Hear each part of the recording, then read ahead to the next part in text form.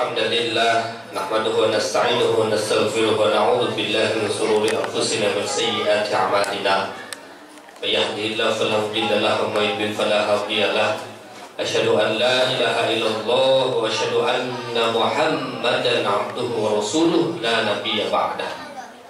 Allahumma shalli wa sallim wa barik wa karrim ala habibika sayyidina wa maulana Muhammad wa ala alihi wa sahbihi wa barik wasallim ajma'in, amma ba'du. Alhamdulillah, puji syukur kehadiran Allah Subhanahu wa taala yang mana berkah rahmatnya Allah, berkah hidayah dan taufiknya Allah kepada kita. Pada malam hari ini kita masih dipilih oleh Allah untuk ringan kaki melangkah, tangan terayun, menghantarkan kita berkumpul pada malam hari ini, mengharapkan syafaat, mengharapkan ridho dari Allah Subhanahu wa taala. Jadi mudah-mudahan ikhlasnya duduknya kita pada malam hari ini, sujudnya kita, bersimpuhnya kita menjadikan asbab wasilah turunnya hidayah dan barokah buat kita semua. Ya Rabbal Alamin. Salawat dan salam tercurah kepada baginda kita Nabi Muhammad sallallahu alaihi wasallam. Semoga bagi keluarganya, sahabatnya dan kita yang mengaku sebagai umatnya mendapatkan syafaatul uzma di yaumul kiamat nanti. Amin ya Rabbal Alamin. Ibu bapak jamaah Masjid Ar-Rahman SGP, kenapa tadi saya bilang ini wasilah daripada hidayah dan taufiknya Allah buat kita. Jadi beda antara hidayah dengan taufik. Ada orang yang dapat hidayah doang, ada orang yang dapat hidayah dan taufik. Kalau orang dapat hidayah itu dia tahu informasinya, dia tahu kabarnya, tapi dia tidak dipilih oleh Allah Subhanahu wa taala. Ibaratnya ada orang mancing, bapak-bapak kalau suka mancing ya. Jadi ibarat ada orang mancing ini, dia berdua, yang satu dengan azan dia tinggal pancingannya, dia tinggal jorannya.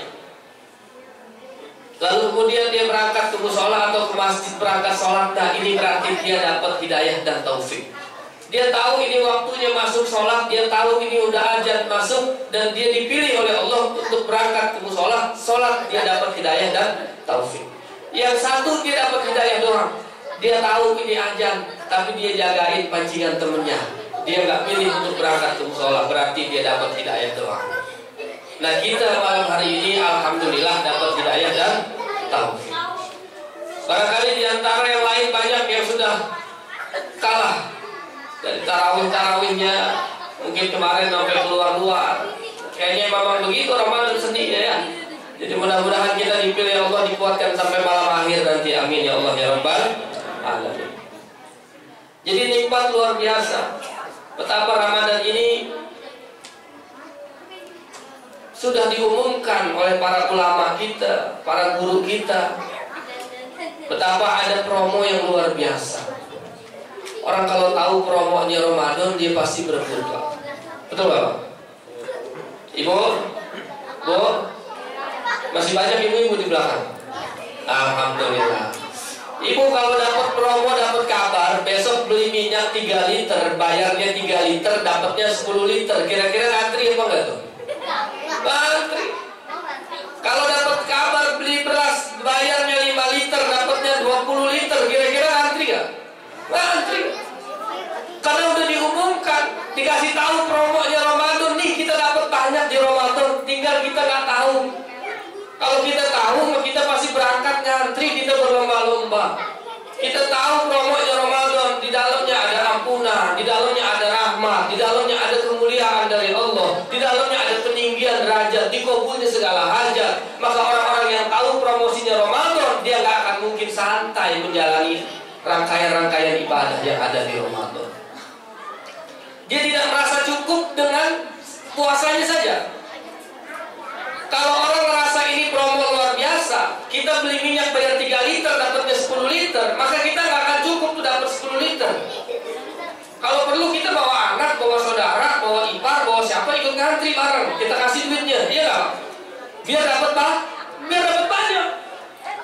Karena dia pasti nggak akan merasa cukup. Kalau dia tahu betapa dahsyatnya Ramadan, dia nggak akan mungkin sia-siakan waktunya yang ada di dalam Ramadan. Dia nggak akan mungkin tinggalkan ibadah-ibadah sunnah, ibadah-ibadah yang dianjurkan oleh Allah dalam Ramadan. Jadi betapa luar biasa.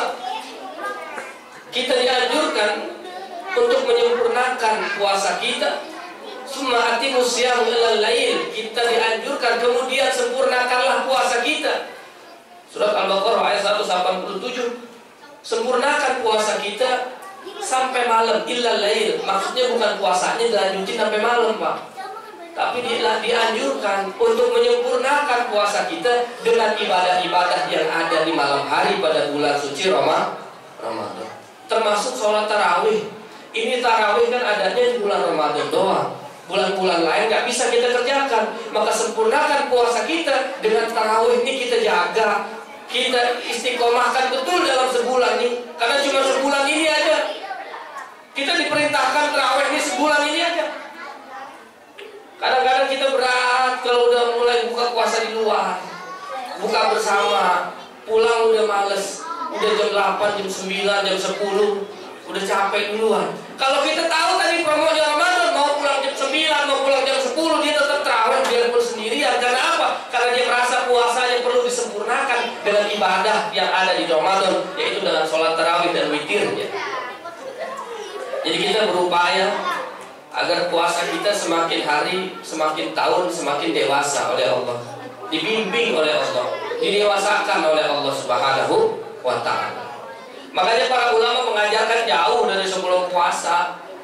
Wajar kalau kita orang-orang barangkali kelas kita nih, ibadahnya kayaknya berat, kayaknya jalanin ibadah-ibadah di Ramadan tuh awal-awal aja.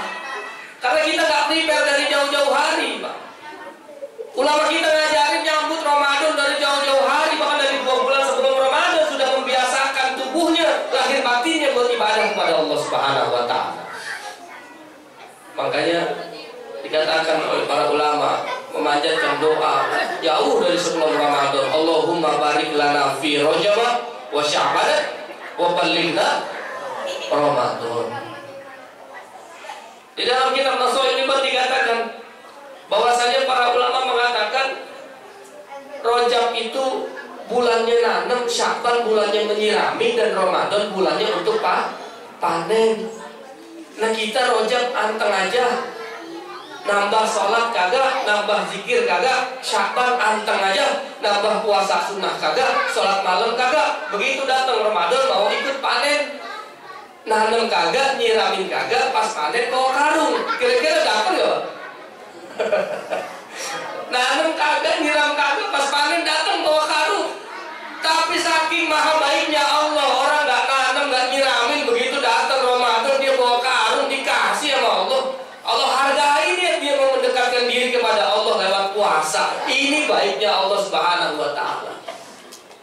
Makanya kita dianjurkan untuk baca doa dari jauh-jauh hari. Allahumma barik lana fi Rajab wa Sya'ban wa ballighna Ramadan. Ya Allah, berkahilah kami di bulan Rajab wa Sya'ban dan bulan Sya'ban wa ballighna Ramadan.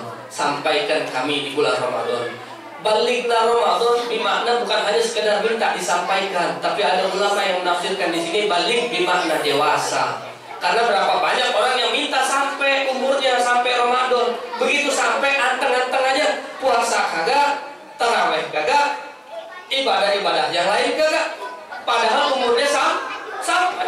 Jadi percuma sampai kalau tidak dewasa. Makanya ulama menafsirkan, sebagian ulama menafsirkan wabalighna Ramadan, balik bermakna dewasa. Ya Allah, dewasakanlah kami pada bulan Ramadan. Jadi puasanya biar berusaha jadi orang dewasa, Pak. Makanya beda, Pak. Bu, beda puasa anak-anak sama orang dewasa. Betul nggak, Bu? Kalau anak-anak puasa baru selesai sahur, sholat subuh, pulang udah nanya, "Mah, nanti buka puasa sama apa?" Kalau aku puasanya full, dapat THR-nya berapa? Baju lebarannya berapa setel? Betul nggak? Ini anak-anak nih, dia berharap hadiah. Dia berharap sibuk dengan pernak-pernik Ramadan yang disuguhkan oleh orang tuanya. Baru puasa batal di hari pertama, ketemu maghrib, alhamdulillah lebaran 29 hari lagi. Fokusnya lebaran aja. Ini anak-anak mau buka puasa dari jam 5 udah ribut aja, mau makan ini, mau makan itu. Mulai masuk setengah 6 tuh biasanya tangan-tangan kreatifnya mulai bekerja tuh, Pak. lontong dikupas, gorengan dipotong-potong, disambelin belum ajan juga, dia tuangin teh manis belum ajan juga, cendol diaduk-aduk belum ajan juga. Sambil nunggu ajan dia anak-anak nih puasa nggak bisa diam tangannya, saking kira nungguin maghrib dia cari tuh remote tuh, dia cari TV yang ajan duluan. Ini puasanya anak-anak. Mau sampai kapan kita begitu? Mau sampai kapan kita puasa sibuk dengan pernak-pernik Ramadan yang disuguhkan Allah? Harusnya kita udah bisa lebih dewasa dalam ibadah di Ramadan ini. Karena kita minta wabalighna Ramadan, ya Allah, dewasakan kami di Ramadan, biar puasanya kami gak lagi kayak puasanya anak-anak. Puasa yang cuma nahan lapar dan haus, kami gak nahan hawa nafsunya, gak nahan matanya, gak nahan mulutnya, gak nahan tangannya. Puasa orang dewasa harus beda dengan anak-anak. Ya dipikirin bagaimana nanti THR cair apa kagak, cairnya meleset apa enggak. Ya dipikirin nanti bagaimana mau lebaran pulang kampung beli baju segala macam. Harusnya kita bisa lebih dewasa menghadapi Ramadan ini. Bagaimana nanti ketika Ramadan datang, saya udah diampuni sama Allah. Kira-kira saya kuat apa enggak ngejalanin sunnah-sunnahnya Ramadan nanti. Ya Allah bimbing, ajarin ya Allah, tuntun ya Allah. Saya pengen mendekatkan diri lewat puasa. Karena puasa ini amalan yang tua, ibadah yang tua. Para nabi terdahulu puasa. Makanya diwajibkan untuk kita sebagaimana diwajibkan umat terdahulu sebelum kita. Karena ternyata Nabi Adam puasa, Nabi Ibrahim puasa, Nabi Musa puasa. Semua para nabi mendekatkan diri kepada Allah lewat puasa. Nabi Yunus, Pak, di dalam perut ikan paus pengen keluar, dia nggak ada cahaya, nggak ada sinyal, nggak ada senter, minta keluar dari perut ikan paus, mendekatkan diri kepada Allah lewat puasa. Bisa keluar karena puasa. Bisa nggak kita keluar dari masalah kita? Bisa nggak kita keluar dari problem hidup kita, dari utang-utang kita lewat mendekatkan diri kita kepada Allah dengan puasa? Teramat sangat bisa, asal kita yakin bahwa puasa kita ini betul-betul tulus mau mendekatkan diri kepada Allah. Nabi Isa puasa, Nabi Muhammad puasa, semua para nabi berpuasa, nabi-nabi terdahulu berpuasa. Karena itu menjadi media untuk mendekatkan diri kepada Allah. Sebab Allah suka sama orang-orang yang lapar. Makanya yang diajak perang sama Rasulullah itu orang-orang yang lapar, Pak. Kalau orang-orang yang kenyang bawaannya nyender mulu, diajak perang males. Nah kita kan ketemu maghrib makan sekenyang-kenyang, akhirnya terawihnya nyender males. Makanya Rasul itu senang orang-orang lapar tuh diajak perang. Kalau yang diajak perang orang lapar, orang kenyang, wah ngerepotin di medan perang, ditinggal. Jadi kita niat mendekatkan diri kepada Allah lewat puasa. Yakin bahwa dengan ini nanti akan Allah bereskan masalah-masalah kita, Allah kabulkan hajat-hajat kita. Amin ya rabbal alamin. Makanya kalau orang-orang dewasa ketemu azan maghrib, dia nggak langsung sibuk, dia nggak langsung fokus sama makanan. Dia jaga betul hatinya. Dia tahu ini adalah momen yang luar biasa. Karena orang yang berpuasa itu dapat kebahagiaan. Di antaranya adalah selain farhatun indal liqa'i alal iftar wa farhatun indal liqa'i rabbi. Kita dapat kebahagiaan ketika kita buka puasa, saat itu kita berjumpa dengan Allah Subhanahu wa taala. Jadi Allah menatap orang-orang yang puasa. Nih, orang-orang yang nahan lapar haus dari pagi, dilihatin sama Allah, ditatap hatinya. Cuma kita nggak melihat. Kalau kita melihat, Pak, kita